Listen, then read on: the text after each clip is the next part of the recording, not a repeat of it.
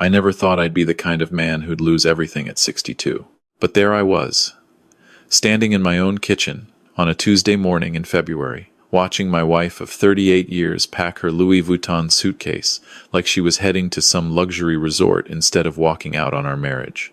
"Thomas, I need you to sign these," Margaret said, sliding a manila envelope across the granite countertop we'd picked out together when we renovated 5 years ago. Her voice was steady, practiced, like she'd rehearsed this moment.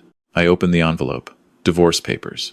The words blurred together, but I caught the important parts. Irreconcilable differences. Division of assets. Spousal support. What's this?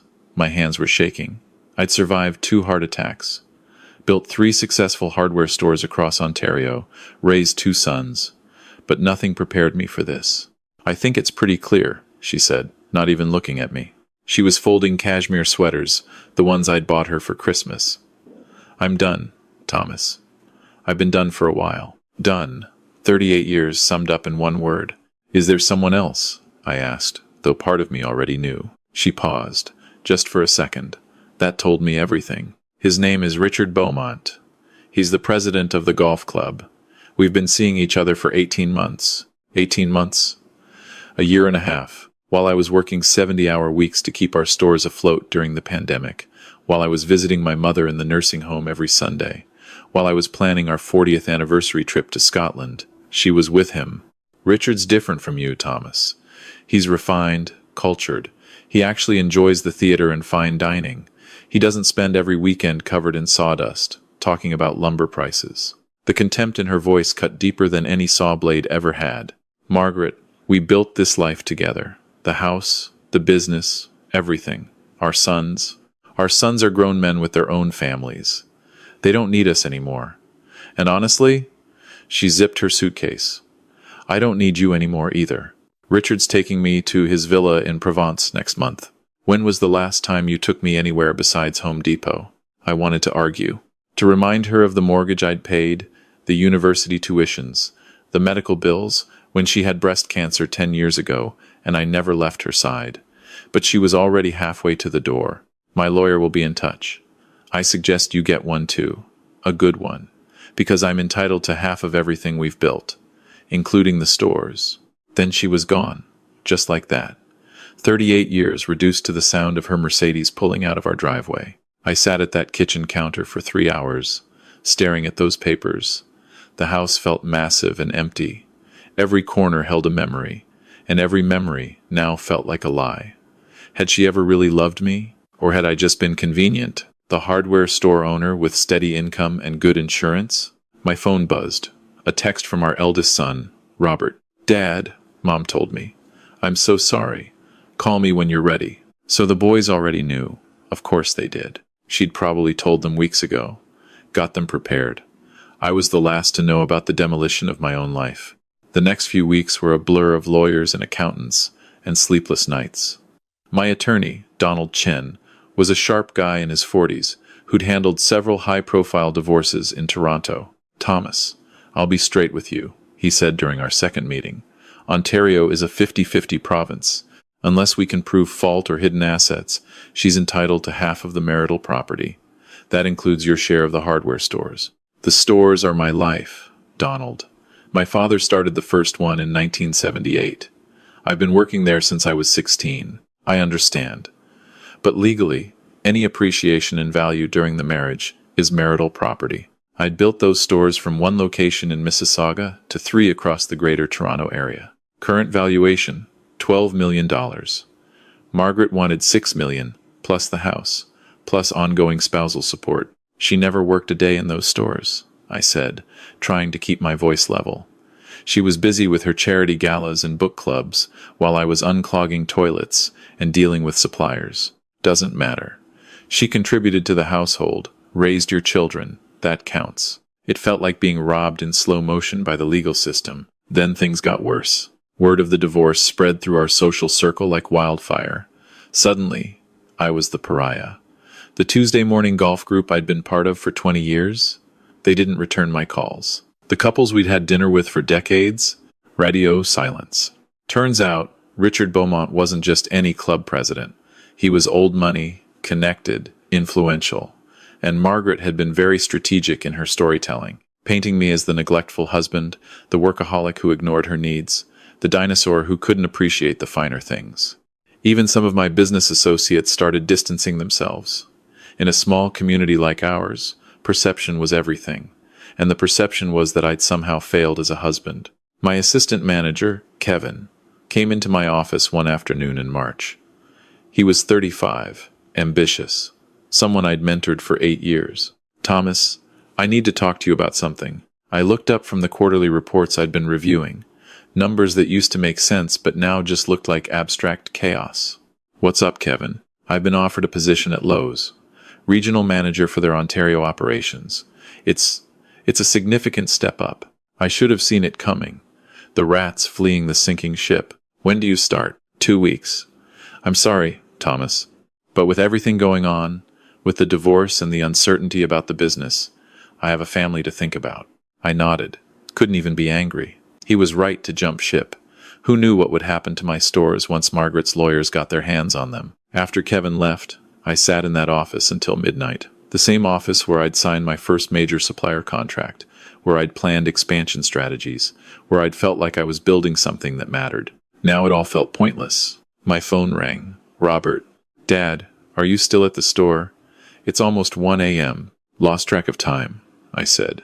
"Dad, have you eaten today?" Had I? I couldn't remember. "Why don't you come stay with us for a while? Laura's worried about you. The kids miss their grandpa." "I'm fine, son." "You're not fine. Mom's telling everyone you were emotionally abusive. She's got half of Oakville thinking you're some kind of monster. And you're not defending yourself." "What's the point?" I said. "People believe what they want to believe." After we hung up, I drove home to that big, empty house. Margaret had taken most of the furniture she wanted.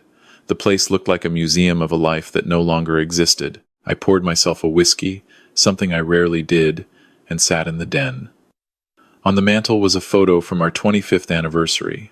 We were in Niagara-on-the-Lake, at some fancy restaurant Margaret had insisted on. She was smiling at the camera. I was smiling at her. I picked up the photo and looked at it closely. Really looked at it. And I realized something.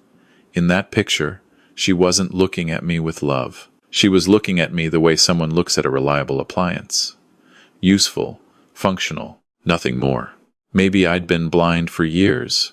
Maybe the signs were always there and I'd ignored them because I was too busy building, working, providing. Or maybe, just maybe, I'd mistaken comfort for happiness and obligation for love. That night, I made a decision. I couldn't keep living in this limbo, letting the divorce drain me emotionally and financially. I needed something to change, a fresh start, even if I didn't know what that looked like yet. The next morning, I called my youngest son, Michael. He lived in Vancouver, worked in tech, had always been the more adventurous one. "Michael, how hard would it be to relocate to BC?" There was a pause. "Dad, are you serious? What about the stores?" "I'm thinking of selling them, taking my half, whatever that ends up being, and starting over somewhere your mother's poison hasn't spread." "Dad, you love those stores." "I loved a lot of things, son. Turns out I was wrong about most of them." 3 weeks later, I was on a plane to Vancouver. I'd left Donald to handle the negotiations with Margaret's lawyer. I'd left Kevin's replacement to manage the day-to-day operations. I just needed to breathe air that didn't remind me of failure. Michael picked me up at the airport.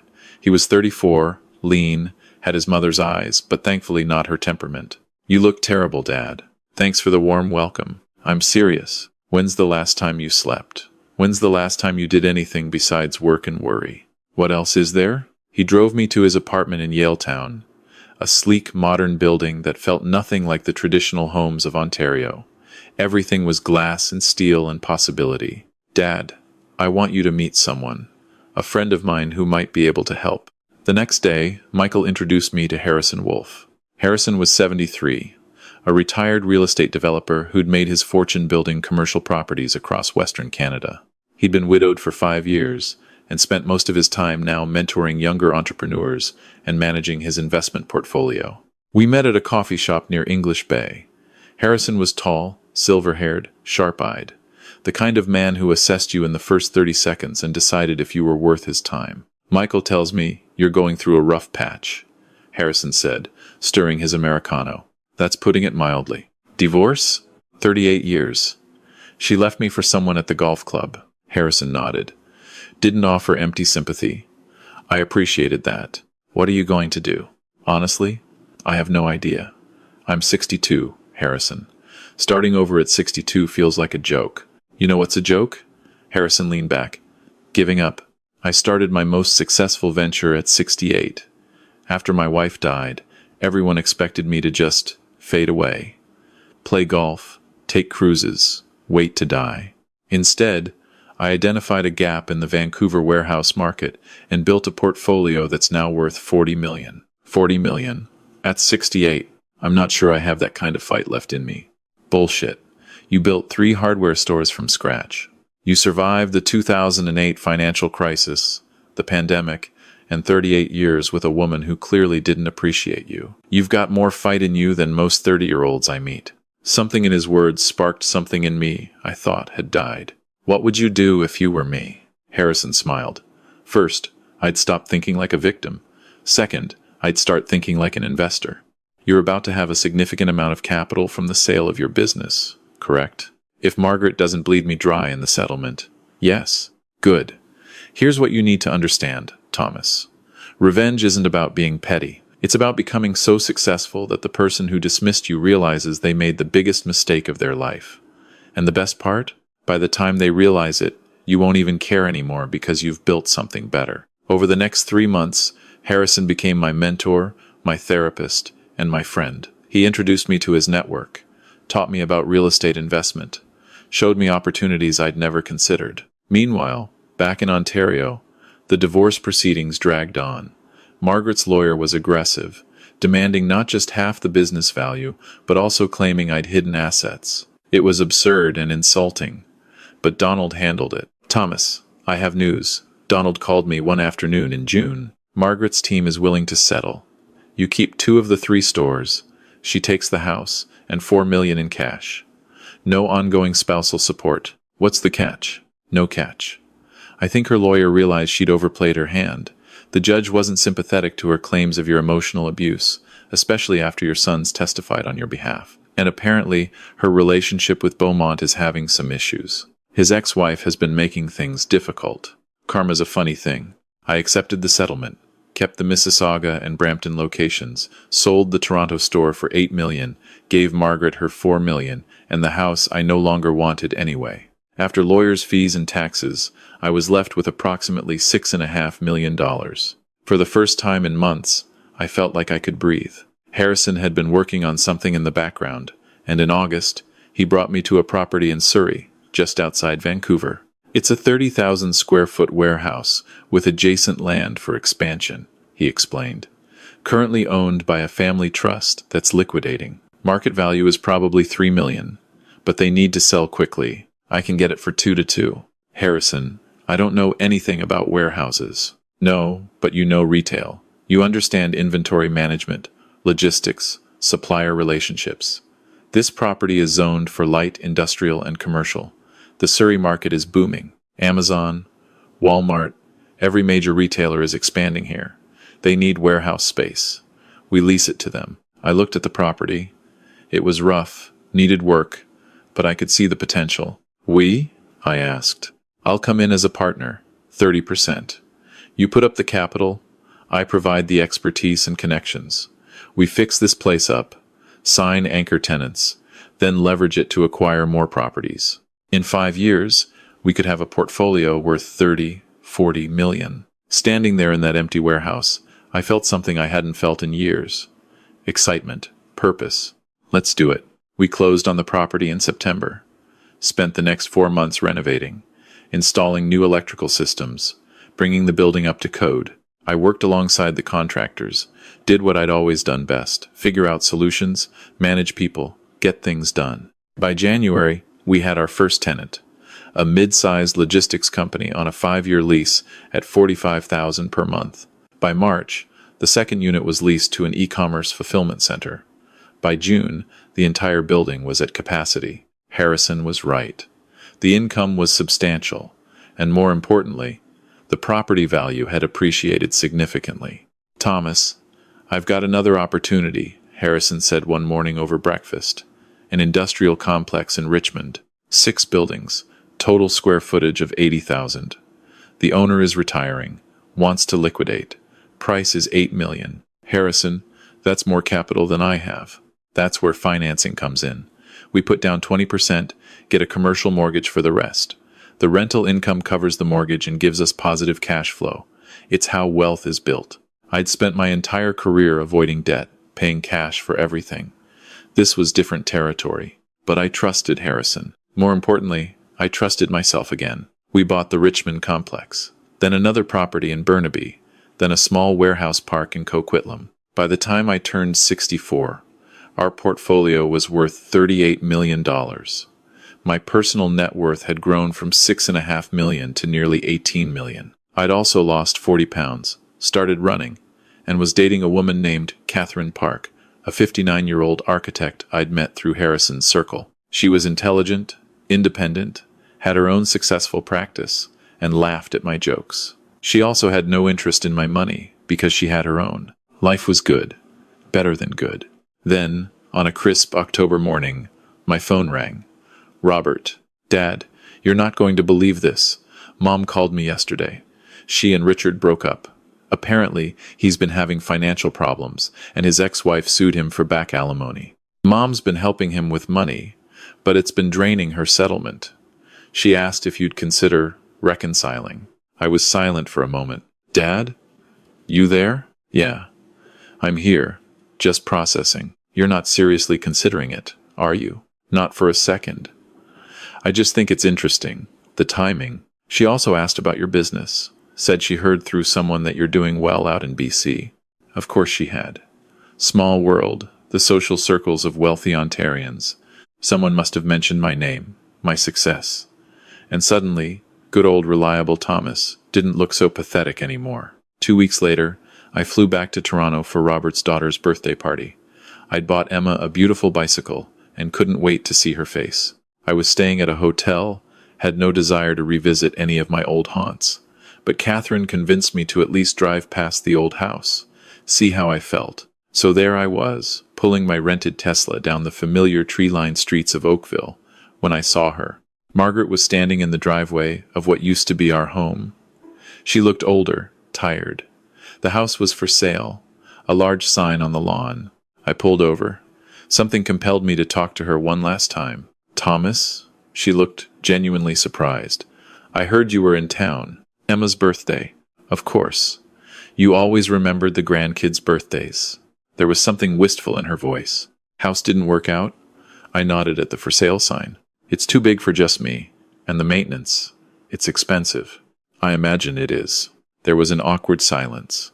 Thomas, I owe you an apology. Several apologies, actually.